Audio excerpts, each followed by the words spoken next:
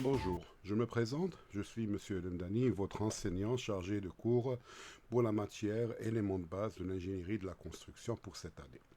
Je vais tâcher aujourd'hui dans cette capsule vidéo vous présenter en quoi consiste le programme de l'année. Bien que la première année, l'année passée, soit une année très importante pour l'étudiant en architecture, la deuxième année l'est encore plus, en ce sens où c'est une année charnière dans le cursus et la formation de l'architecte de demain. Ainsi, durant cette deuxième année, l'étudiant apprendra, donc on apprendra ensemble à avoir un contact direct avec l'acte de bâtir, dans sa globalité. Ceci se fera en partie en atelier d'architecture, je dirais en bonne partie d'ailleurs, où vous allez carrément concevoir, dessiner des projets de bout en bout, sans rien laisser au passage. Mais votre apprentissage va se concentrer davantage sur des matières très importantes que l'on a tendance à appeler matières d'appui.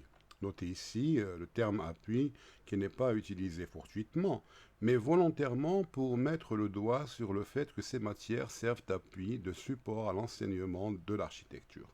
Et comme le veut le bon sens, toute chose qui se veut d'être solide et stable se doit d'avoir de bons appuis, de bonnes fondations.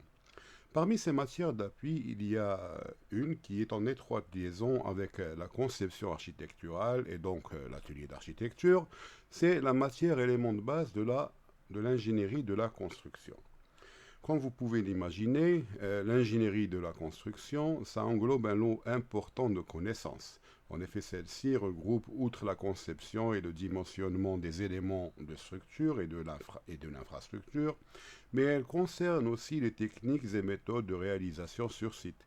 Pour un projet architectural défini par des espaces donnés, il ne suffira pas de choisir le matériau constitutif ou la conception structurale adéquate, mais aussi se projeter dans le futur pour choisir les méthodes et techniques de réalisation à adopter pour la construction. En résumé, cette année, on ne se cantonnera pas à énumérer des systèmes constructifs. De quoi sont-ils constitués ou comment sont-ils dimensionnés, etc. Mais on établira une véritable carte de route détaillée pour chaque phase de la vie d'un ouvrage, depuis l'idée, la conception, le choix des matériaux du système constructif et bien sûr les technologies de mise en œuvre sur chantier. C'est en fait une série de plusieurs épisodes qui nous racontera la vie d'un ouvrage. Notre programme, et je préfère dire notre voyage cette année, va s'étaler sur 2 semestres, le S3 et le S4. Dans cette courte capsule vidéo, je vais faire en sorte de vous présenter très succinctement notre parcours cette année.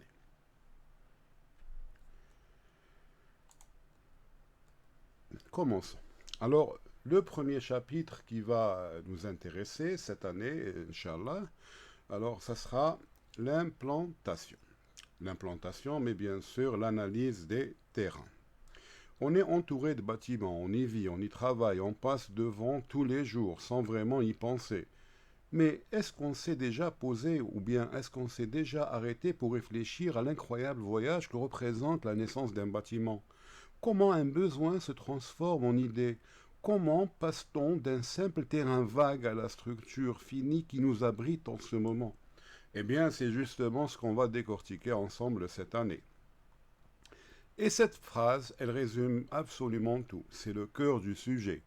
Le moment où les idées, les dessins sur papier se confrontent à la réalité et aux lois immuables de la physique pour se traduire enfin de parcours par une construction humaine qui bravera les décennies et les siècles et ainsi témoigner du génie des hommes et bien sûr des femmes, ne les oublions pas, qui ont participé à construire notre pays. C'est l'histoire qui nous mènera du rêve au bureau d'études, puis au chantier. Toute construction humaine commence par un besoin. Le besoin de s'abriter, de se loger, le besoin de conserver ses vivres, ses denrées et ses récoltes, le besoin de rassembler, de se rassembler, pour débattre, pour prier, étudier, se divertir, etc. Tous ces besoins nécessitent des constructions, et les constructions nécessitent un espace sur lequel elles devront être érigées, le terrain. Ainsi, notre premier souci, ou plus objectivement, notre premier objet d'étude cette année sera le terrain. La toute première question qu'on doit se poser est fondamentale. Est-ce que tous les terrains sont identiques? Et la réponse est bien sûr non. Chaque parcelle de terre est unique, plate ou légèrement en pente, ou très accidentée avec de fortes pentes. Chaque terrain est particulier, chaque terrain possède une identité, chaque assiette est un nouveau défi. L'analyse du site est donc le point de départ absolu de n'importe quel projet. Et le processus est très logique. D'abord, on analyse le terrain pour le comprendre. À ce titre, on fera appel aux sciences et techniques d'étude des reliefs, la topographie. Ça a l'air un peu technique, oui, je sais. Mais en fait, c'est juste l'art de lire le paysage, le relief. Les pentes, tout ça va directement influencer sur la conception du bâtiment. S'il s'agissait de faire une analogie entre le terrain et l'être humain, je dirais que si la psychanalyse analyse l'esprit de l'être humain pour décrire et révéler ce qui est enfoui dans la psyché de l'homme, la topographie fait de même avec le terrain, en analysant toutes les facettes de celui-ci, de son relief, afin de révéler ses caractéristiques et tout ce qu'il peut cacher. Les deux sciences ont un objectif commun, c'est de comprendre une réalité complexe qui n'apparaît pas toujours directement à l'œil nu. L'adage qui me plaît de répéter chaque année à mes étudiants, c'est l'architecte ne doit pas travailler le terrain, mais travailler et composer avec lui. Le terrain, bien sûr. Travailler le terrain, c'est l'analyser, le sculpter pour s'y intégrer, s'implanter de manière la plus douce, la plus docile et la plus intelligente possible. Ceci aura plusieurs effets, dont je cite sécurité, garantir la stabilité de l'ouvrage et la sécurité des usagers. Durabilité, construire quelque chose qui résiste au temps et aux conditions naturelles. Valorisation du site, c'est très important. Mettre en valeur les qualités du terrain, vue, orientation, végétation, économie. Réduire les coûts de construction et d'entretien. Le confort, bien sûr, offrir un cadre de vie agréable, sain et fonctionnel, sans oublier la responsabilité environnementale, c'est-à-dire essayer de minimiser au maximum l'empreinte écologique lorsqu'on intervient sur un terrain.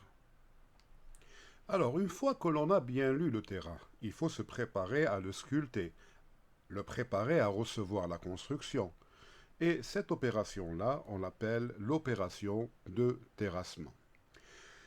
Alors, on va creuser, on va déplacer de la terre, on aplanit et parfois on ramène et on rajoute de la terre. On dit qu'on remblait. C'est un travail d'une précision immense parce que c'est ça qui garantit la future construction. C'est ça qui garantit à la future construction et lui assurer un fonctionnement correct le long de sa durée de vie.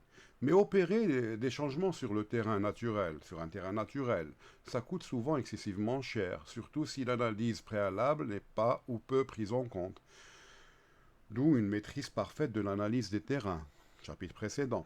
Encore plus, les opérations sur les terrains naturels n'est pas sans risque. L'intervention humaine, si elle n'est pas avisée, et mûrement réfléchi peut conduire à des accidents graves, touchant les biens, mais parfois même les vies humaines. On peut voir des glissements de terrain, des affaissements, etc.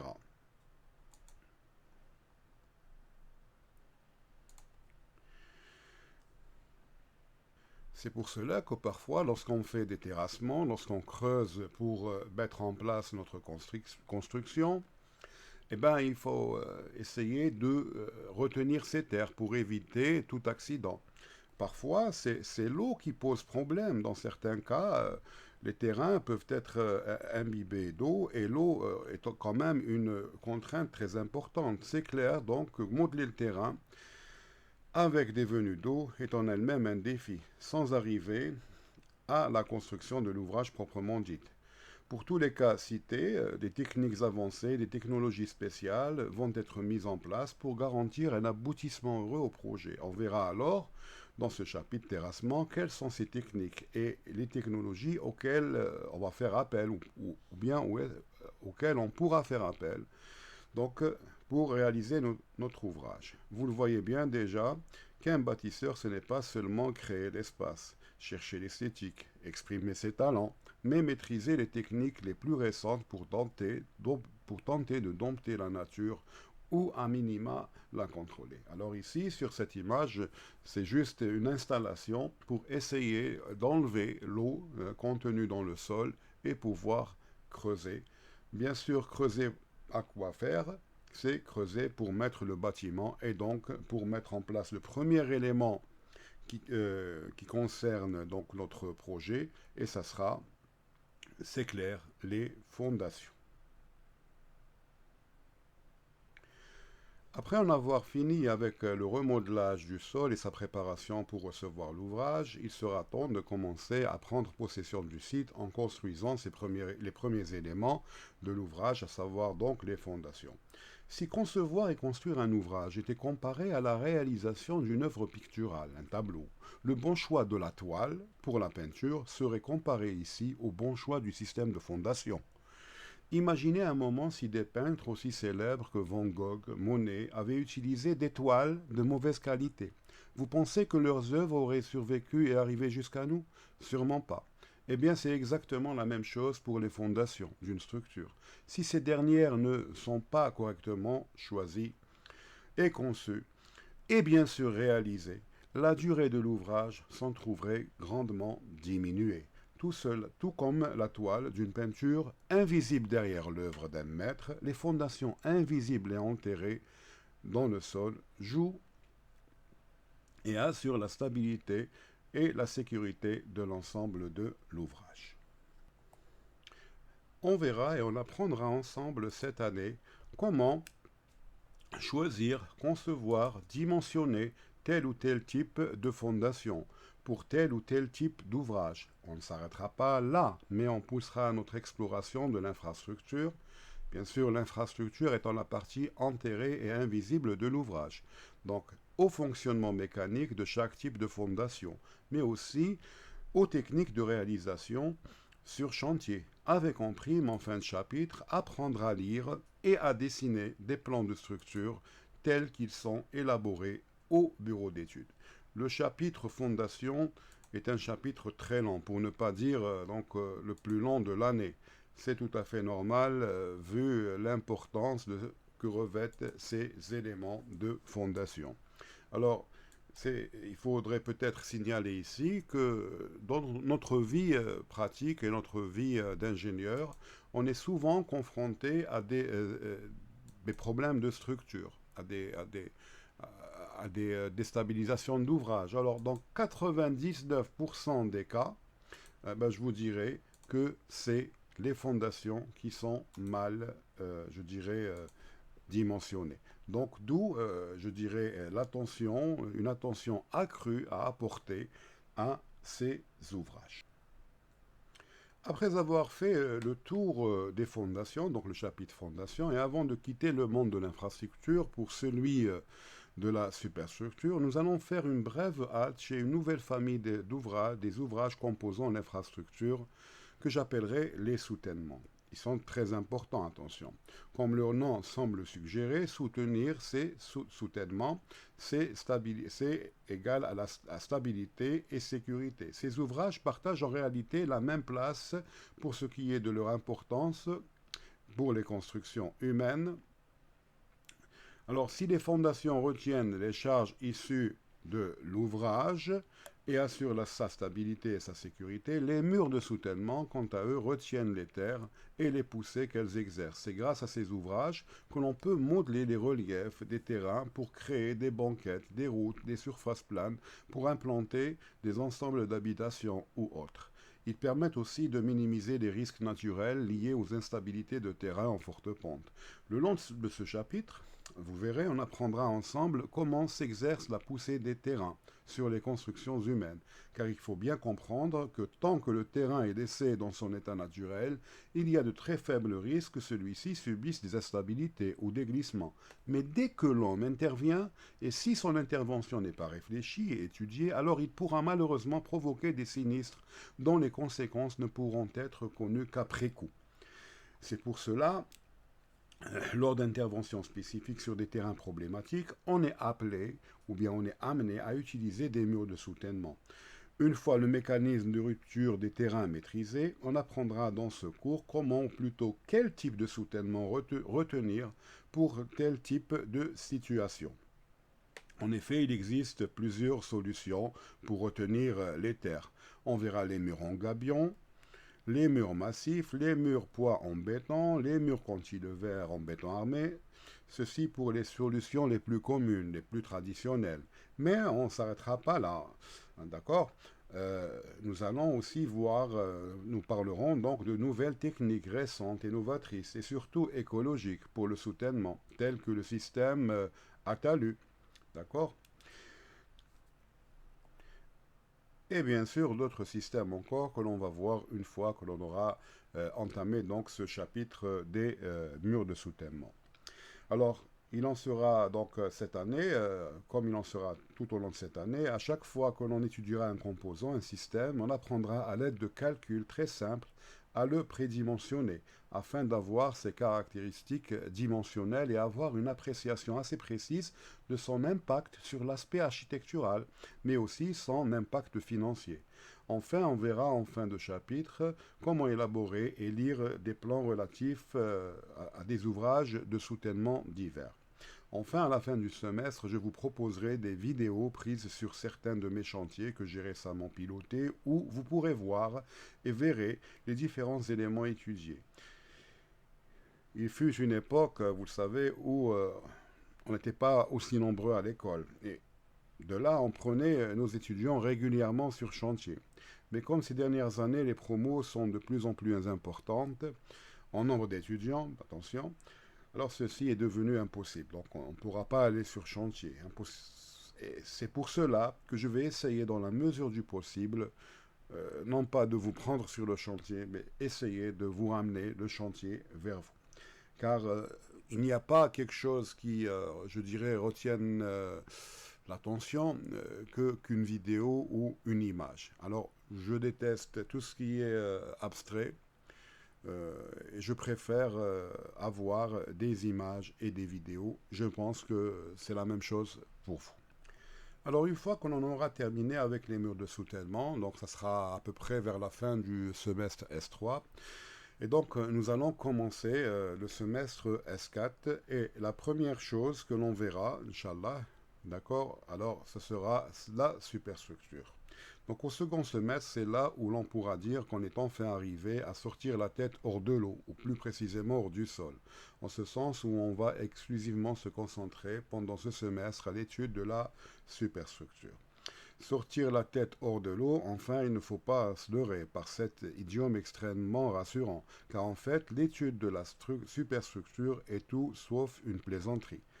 Si on comparait une construction je dirais donc, je disais, si on comparait une construction à un corps humain, on dira que si l'espace architectural est l'âme humaine, la structure ce serait le squelette, les muscles, les tendons, les ligaments, etc. Tout ce qui permet à l'âme d'habiter le corps, car sans corps, l'âme errait dans l'inconnu. Alors, la première chose donc qu'il faudra faire en superstructure, c'est élaborer sa trame.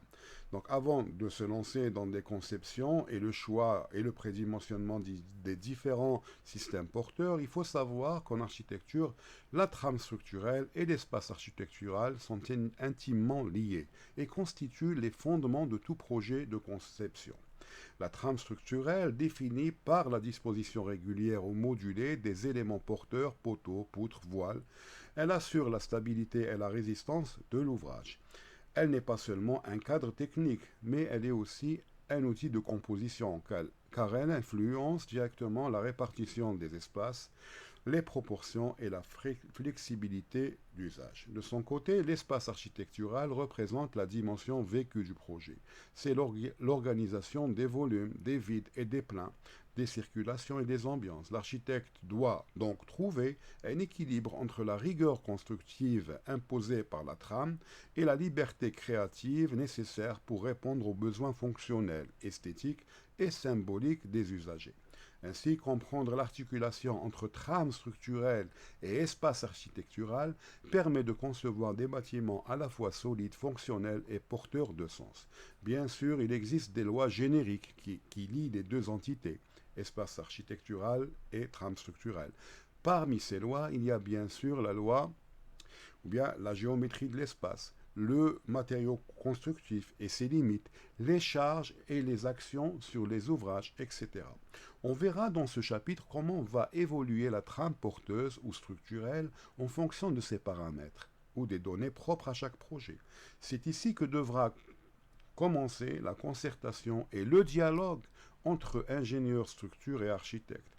L'architecte, après avoir pris connaissance et répondu aux besoins de son client ou du projet, commencera par esquisser les grandes lignes qui vont profiler son œuvre.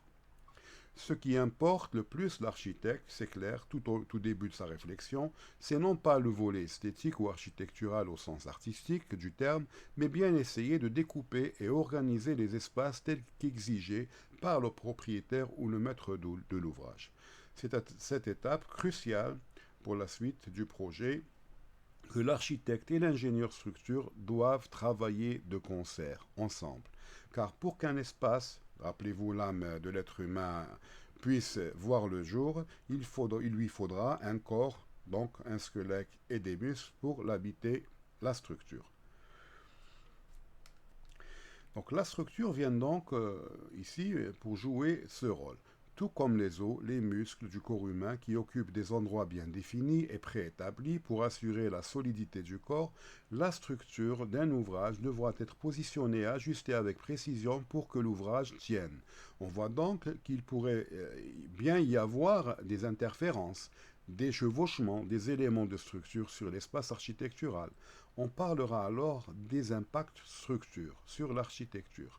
Parfois ces impacts sont minimes, posent pas de problème et ne remettent pas en cause la conception de l'architecte. Mais souvent, ce n'est pas le cas. C'est ici qu'architectes et ingénieurs doivent se concerter, dialoguer pour solutionner les problèmes. Ceci peut se faire dans certains cas avec des compromis, sans retoucher l'architecture, mais parfois, malheureusement, c'est à l'architecte de déplacer un mur, une poutre, une fenêtre, pour laisser place à un poteau, une colonne ou un voile. Le plus important, c'est avant tout la sécurité des biens et des personnes. Ne l'oublions jamais, on est dans une zone géographique qui a connu des séismes des structures depuis la nuit des temps.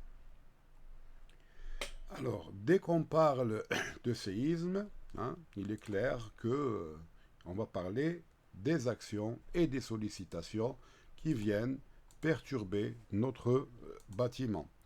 Justement, il faut bien comprendre qu'un bâtiment n'est jamais au repos. Devant le calme d'une belle villa en plein paysage idyllique, en pleine forêt ou devant la mer, une lutte, une bataille continue et interminable se déroule. L'ouvrage est en lutte constante contre une multitude de forces invisibles qui cherchent à le pousser, à le tordre ou à le faire plier. Et sa seule ligne de défense, et son unique ligne de défense, c'est sa structure. Et des adversaires, il y en a beaucoup, dont 4 grands. D'abord, son poids propre, qui est déjà écrasant. Le béton, ça pèse énormément lourd. Ensuite, le poids de tout ce qu'il contient, des gens, des meubles, des équipements, etc. Puis viennent les caprices du climat, la poussée du vent, le poids de la neige. Et enfin, la force la plus redoutable de toutes, les tremblements de terre. Cette même terre sur laquelle il est posé, d'ailleurs. Cette même terre sur laquelle il comptait pour assurer son équilibre. Et voilà qui bouge. Alors, j'aime bien rappeler ici un dicton d'un célèbre stratège militaire chinois, Sun Tzu, d'accord, entre le 5e et 6e siècle. Dans son livre, L'art de la guerre, il a écrit « Connais ton ennemi et connais-toi toi-même ». Donc, connais ton ennemi et connais-toi toi-même. Et tu ne seras jamais en danger dans son bataille. Donc, il faut bien connaître les ennemis de la structure. Donc, ainsi, il serait primordial pour le concepteur de connaître le moindre détail et la moindre information sur le véritable ennemi qui menace ses ouvrages, les actions extérieures. Alors, dans ce chapitre, Pardon. Alors dans ce chapitre, on verra ensemble quelles sont les actions qui viennent perturber les constructions. On verra aussi leur mode d'action, en quelle partie d'ouvrage elles interviennent et surtout quels effets elles provoquent. Ceci nous permettra de préparer à l'avance la parade et la posture qu'il faudra adopter pour contrer ces actions et les éviter. Et bien sûr, éviter qu'elles ne déstabilisent et mettre en péril nos ouvrages.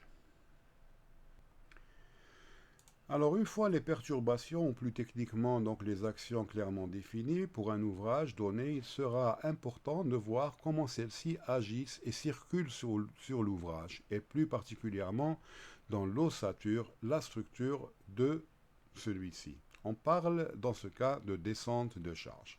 Comprendre la descente de charge, c'est donc apprendre à lire cette circulation silencieuse des forces à travers la structure. C'est aussi donner à l'architecte la capacité de composer avec l'ingénieur un projet où chaque espace trouve son équilibre entre poids, appui et légèreté. Ainsi, comme dans une ville bien organisée avec un réseau routier plutôt correctement dimensionné, la circulation des charges doit être fluide, continue et sans embouteillage. Un mauvais tracé routier crée des bouchons. De même, une structure mal conçue engendre des concentrations d'efforts et donc des désordres ou des surdimensionnements inutiles pour la structure. Comprendre cette analogie permet de visualiser la descente des charges comme un réseau vivant où chaque élément structurel est une route qui oriente et répartit les flux d'efforts jusqu'à leur ultime appui, les fondations. Bon, je trouve cette analogie de l'autoroute assez géniale pour comprendre comment fonctionne mécaniquement un ouvrage. Toutes ces forces, ce sont des voitures. La structure, elle, ne les bloque pas. Elle les canalise. Le poids circule sur les poutres et les planchers, puis il descend le long des poteaux, comme sur un réseau routier, jusqu'à être évacué en toute sécurité, d'accord, dans les fondations. Il faut bien comprendre que faire une descente de charge permettra au concepteur architecte, qu'il soit ingénieur, de connaître le seuil de sollicitation dans chaque élément de la structure et en chaque niveau. Ce faisant, on pourra, comme on le verra au chapitre suivant, prédimensionner les porteurs verticaux. Ceci permettra au concepteur de matérialiser sur plan et voir si l'impact structure sur les espaces architecturaux ne remet pas en cause la conception architecturale ou la trame structurelle choisie initialement. Alors, toute structure peut être décomposée en deux entités structurelles, d'accord, qui travaillent conjointement, qui s'associent pour faire face aux actions déstabilisatrices qui n'arrêtent pas de menacer, notre ouvrage. Alors, les structures portantes, donc d'une manière générale, sont divisées en deux entités. Alors, vous avez les structures portantes verticales, qui comprendra les porteurs verticaux et les contreventements, et puis les structures porteuses horizontales qui comprendront donc les poutres, d'accord, et la surface des planchers. Alors, le prochain chapitre, d'accord, c'est la structure portante verticale, les poteaux et les murs porteurs. C'est à cet instant donc où l'on commencera par entrer dans le vif du sujet de la conception structurelle, la conception de ce qui donnera la force, la puissance à l'ouvrage pour résister aux agressions extérieures, qu'elles soient de simples charges gravitaires, le poids de la structure, les charges d'exploitation liées à son utilisation, mais aussi à d'autres charges beaucoup moins connues telles que les actions climatiques et les séismes. On ne fera pas de distinction entre les structures en béton et en acier. Du moment que les lois immuables de la physique et les bases de la résistance des matériaux restent les mêmes, quel que soit le matériau, on verra que ce que provoquent les actions et les perturbations extérieures sur ces éléments porteurs. Connaissant ce qu'il subit, on développera donc très simplement des équations très simples aussi bien pour les porteurs en béton, en acier ou tout autre matériau. Donc ces équations nous permettront de lui donner une bonne dimension et la bonne section. Ainsi, passé cette étape importante, vous verrez, vous pourrez intégrer les porteurs, qu'ils soient des murs porteurs en béton, des poteaux en béton, carrés, rectangulaires, circulaires ou autres, qu'ils soient en acier de type H, I, tubulaire, etc. Je dirais, vous pourrez les intégrer, les dessiner, donc ces éléments sur vos plans, avec leur vraie dimension, et non pas avec une dimension que vous aurez choisie par hasard, arbitrairement. On verra mieux ainsi comment, bien sûr après, on verra mieux et encore plus apprécier à sa juste dimension l'impact qu'aura la structure, donc ce poteau, ce mur, sur votre espace architectural. Et si problème il y a, ce sera le moment de discuter avec l'ingénieur structure pour essayer de le solutionner. Donc les poteaux, les voiles, etc. occupent des espaces et donc c'est très important de les prédimensionner correctement dès la phase de l'APD pour ne pas, une fois qu'on aura entamé l'exécution, avoir à tout refaire depuis le début. Alors une fois que l'on aura fini avec les éléments verticaux qui portent des charges gravitaires, nous allons nous atteler à l'étude des contreventements. Alors les contreventements, ce sont des éléments porteurs très importants qui ne portent pas les charges verticales telles que le poids propre, le poids des personnes et des équipements, mais seront donc chargés de porter d'autres types de charges. C'est des charges horizontales qui sont issues généralement d'actions horizontales telles que le vent ou le séisme. En effet, si l'on sait que les actions qui viennent agresser et perturber la construction ne se résument pas à des actions verticales, du haut vers le bas, mais peuvent être horizontales, on voit bien que ce squelette, s'il n'est pas habillé de muscles et de tendons pour l'aider à combattre ses forces, il pourrait tout simplement céder et s'effondrer à cause de ses forces. Parmi les forces, donc les plus dangereuses auxquelles l'ouvrage devra faire face un jour, ça sera probablement l'effet du séisme. Ainsi, on devra donc renforcer la structure porteuse verticale, des poteaux qu'on avait fait au chapitre précédent, par d'autres éléments capables de soutenir les actions horizontales du vent et du séisme. Donc, c'est pour cela qu'on appelle ces éléments contre-vent, contre-ventement. D'accord? On verra ensemble quel type de contreventement retenir pour quel type de structure et plus particulièrement où les disposer dans l'espace architectural parce qu'ils vont occuper, c'est irrémédiable, ils vont occuper un espace. Et c'est là encore où le dialogue entre la raison, l'ingénierie, et la beauté, l'architecture, doit s'instaurer et trouver tout son sens. Vous le verrez, ce n'est pas toujours évident de décider devant un loup affamé, d'accord? Sacrifier le mouton ou sauver le troupeau et le berger. Alors pour moi, le choix est vite fait. Moi, ingénieur, donc le choix est vite fait. Devant les risques inhérents au séisme, je choisirais la sécurité. Plutôt, bon, je dirais une soi-disant beauté, je vais être méchant, une soi-disant beauté éphémère, parfois discutable, destinée à nourrir temporairement un ego bon, que j'appellerais pas démesuré. Alors attention, les contreventements, ce sont des éléments hyper importants, d'accord, qu'il faudra judicieusement étudier et placer, d'accord, pour assurer la sécurité à mes ouvrages. Alors juste après, nous allons entamer un gros chapitre aussi qui est la structure portante horizontale.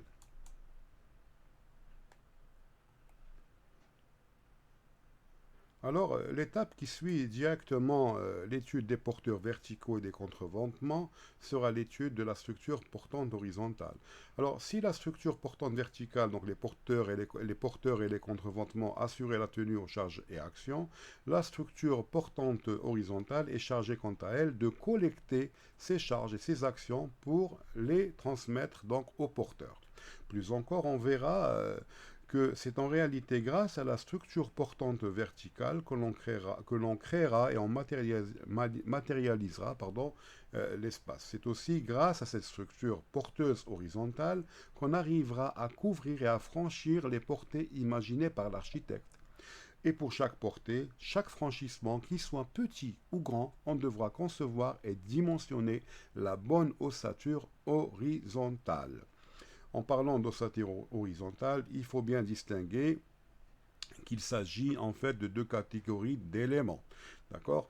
Il y a ce qu'on appelle les éléments de poutre et les éléments de plancher. Ainsi, on étudiera séparément chaque élément en nous attardant à chaque fois sur le fonctionnement mécanique, le pourquoi du comment, ferrailler et bien sûr vous donner quelques règles usuelles de prédimensionnement de chaque élément. Alors, les poutres, donc c'est le premier chapitre, plutôt la première partie que l'on va examiner euh, pour les structures horizontales, ça sera les poutres. Donc, à titre d'exemple, pour les poutres en béton armé, on verra quels sont les rôles de celles-ci, comment elles fonctionnent dans une structure d'une manière générale. On ne fera pas de distinction aussi entre les poutres en béton armé et les poutres en acier. On étudiera les deux de la même manière et on attachera la même importance pour les deux matériaux. Vous vous demandez sûrement à quoi bon s'investir dans l'étude de ces éléments. Pourquoi je vais étudier les poutres? C'est des éléments qui n'apparaissent pas directement sur un plan d'architecture. La réponse à cette question est la suivante. En créant ces espaces, l'architecte, c'est vrai, dessine ses idées en plan, en 2D. Mais chaque objet, chaque détail n'est pas une entité bidimensionnelle, loin de là. Elle est tridimensionnelle. Elle occupe un espace. Elle occupe un volume. Ainsi, les poutres, même si elles n'apparaissent pas réellement en plan, occupent par leur retombée un espace véritablement 3D. Alors la retombée, c'est cette partie de la poutre qui dépasse dans l'espace architectural. D'accord? Parfois, négliger une retombée, justement, de poutre ou simplement se tromper sur sa dimension peut remettre en cause la conception de l'ouvrage, des hauteurs d'étage, surtout si des réseaux et des faux plafonds sont prévus sous le plancher. La retombée d'une poutre peut parfois gêner le passage dans une cage d'escalier. On appelle ça l'échappée, échappée insuffisante. Et les exemples de ce type ne manquent pas. Ainsi, bien concevoir les poutres, qu'elles soient en béton ou en acier, nous garantira de franchir en sécurité, regardez, des espaces importants, ou bien moins importants, mais aussi nous évitera des problèmes d'échappée ou de hauteur d'étage mal dimensionnés, avec toutes les conséquences architecturales qui en découdraient. Sensation d'écrasement, ambiance et diffusion de lumière inefficace, etc. Donc, bien dimensionner les poutres, c'est aussi de l'architecture.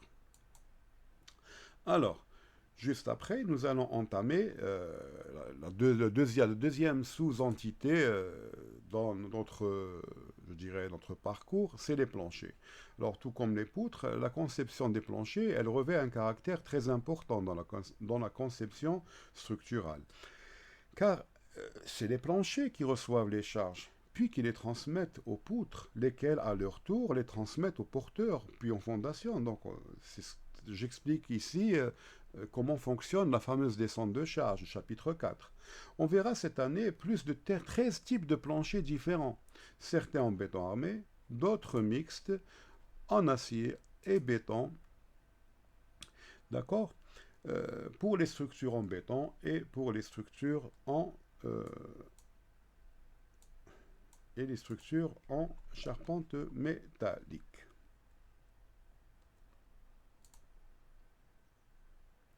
Alors, plutôt l'avant-dernier chapitre, alors ça sera, je dirais, les escaliers, ou bien qu'on appelle la circulation verticale. Alors, nous examinerons donc dans ce chapitre les différents types et topologies d'escaliers.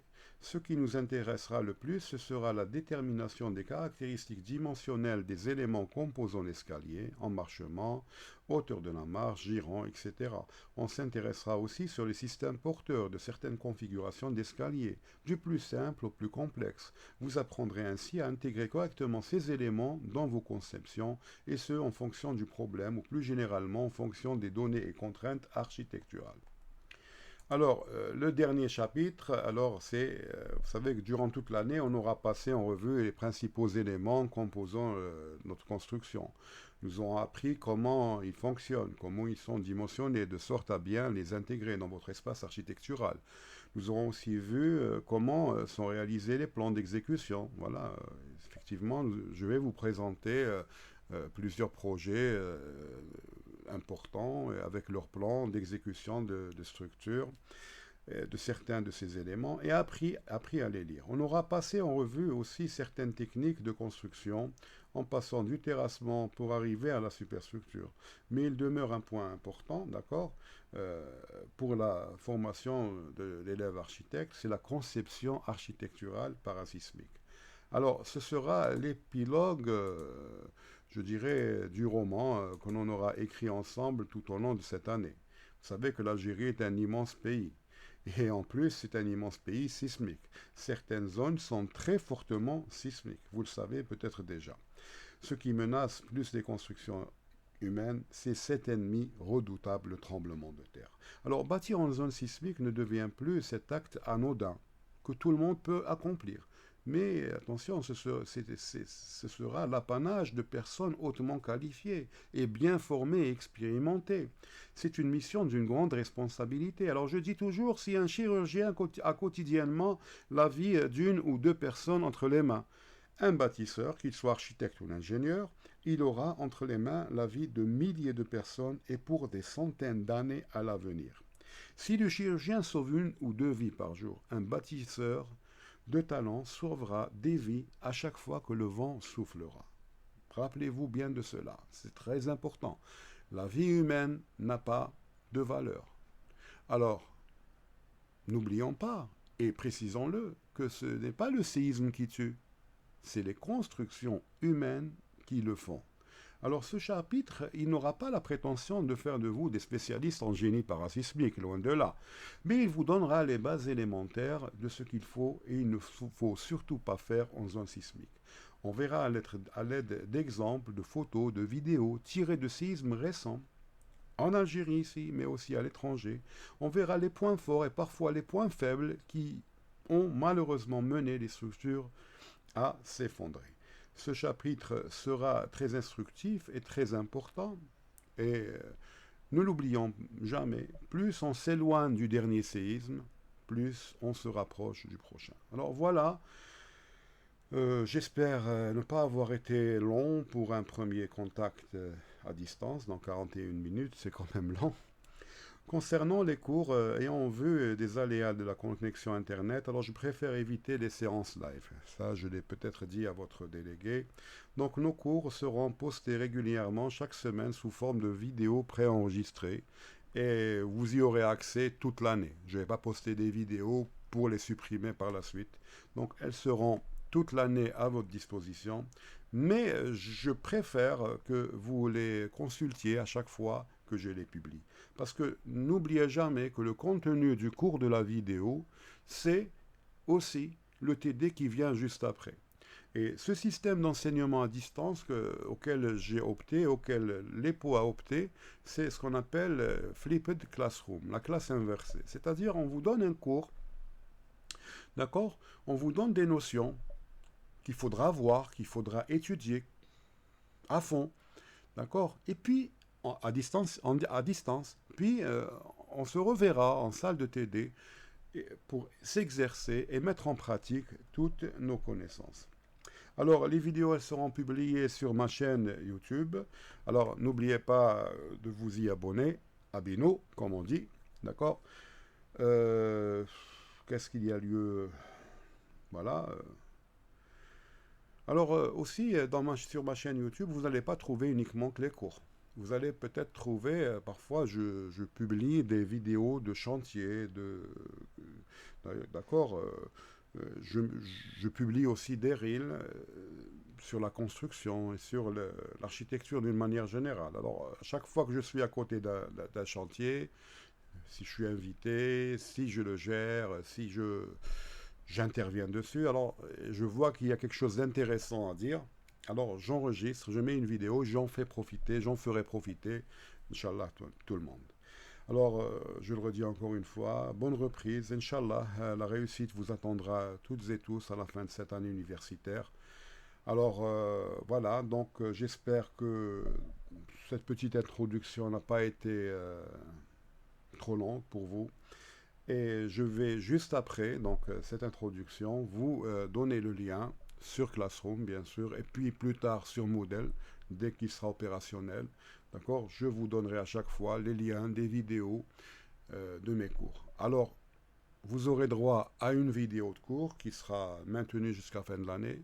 Vous aurez droit à un PDF assez détaillé que je vais poster sur un site, voilà, que vous consulterez quand vous voulez, d'accord. Le PDF, attention, il sera en français et aussi vous aurez droit à un PDF en anglais pour ceux qui aimeraient, d'accord, ou qui souhaiteraient, voilà, apprendre aussi, voilà, cette science, hein, cette Basics of Construction Engineering en anglais. Voilà, marhaba bikoum, espérant qu'on va, je suis sûr qu'on va passer une bonne année. À très bientôt.